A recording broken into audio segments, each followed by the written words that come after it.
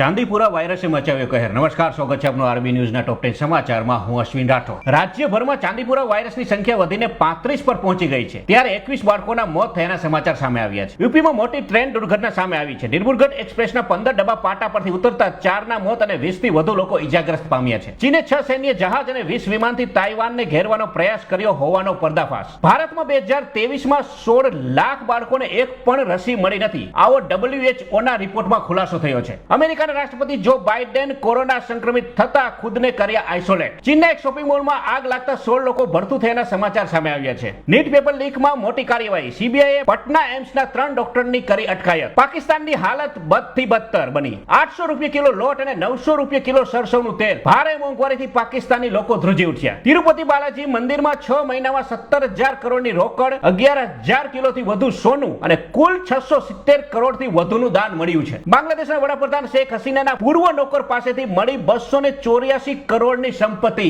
સરકારે આપ્યા તપાસના આદેશ। તો આ હતા આજના ટોપ 10 ન્યૂઝ અને હું હતો આપની સાથે અશ્વિન રાઠોડ। જય હિન્દ, જય ભારત।